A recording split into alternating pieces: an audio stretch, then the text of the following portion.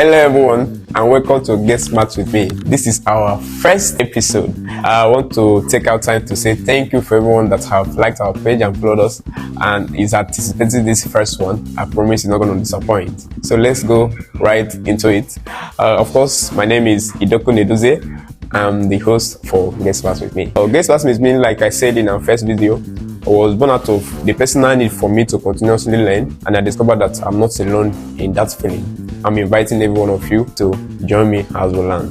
So in this first episode, I thought about how we're going to do it. I needed something that would, a bang, wow. Once it comes, people like it, go viral. But and I thought to myself, is it about actually going viral or actually putting out something that people can relate with and then get that knowledge and learn, and then we'll move up from there.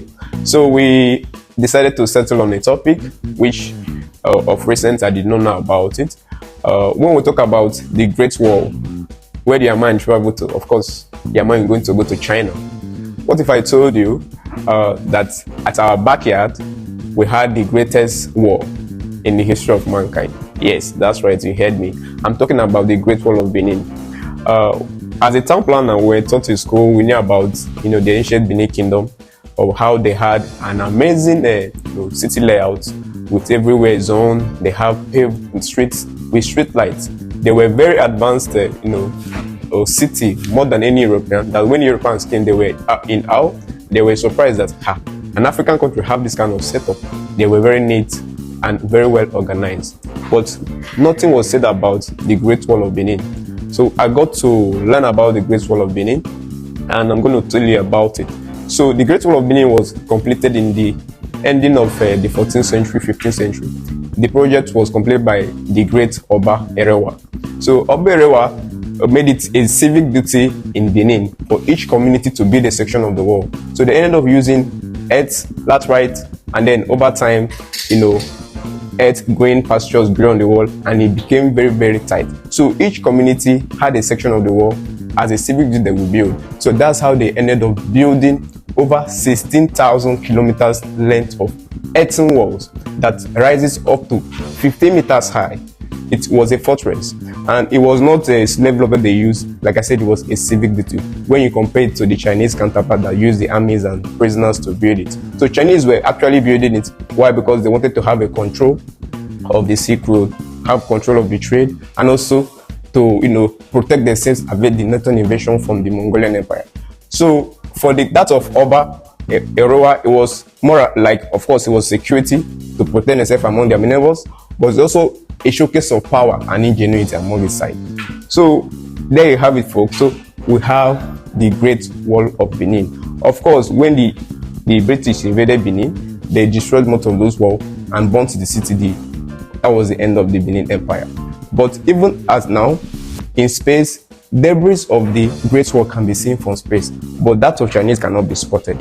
So what does that show?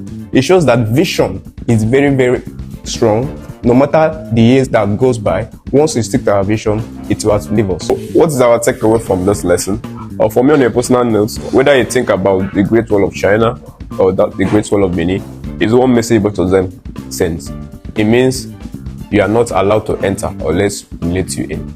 That's the story. So in our personal life, in our personal space, even in your office, your house, how is your house structured? Do everybody have access to everywhere? Or do you have a wall, if I should use? How is the setup of the furnitures? Do the furnitures allow easy access of everyone into every space? Or is it arranged with conscious efforts to have a bit of privacy and secrecy in some areas that is just for you and your household? Apart from the physical settings, also the lesson is too, in your relationship in this life, who are your walls? Who are your inner kakus? Who are those that form that security around you, that is only them that know key things about you and that no other person have access to? Because I think it's critical as we pursue vision to have that inner kakus that is our wall, that shield us and protects us from any external influence, that they are the ones that help us to also stand and know whenever we are feeling that we're about to deviate from our vision. That is my great lesson from this today's knowledge sharing. So thank you very much, and like this page and share, and subscribe if you have not subscribed. And next week, or next episode, we are going to able to go into another amazing stuff while we're treating the topic of rainmaking. Yes, you heard me right, rainmaking. So stay tuned and watch out for the next episode.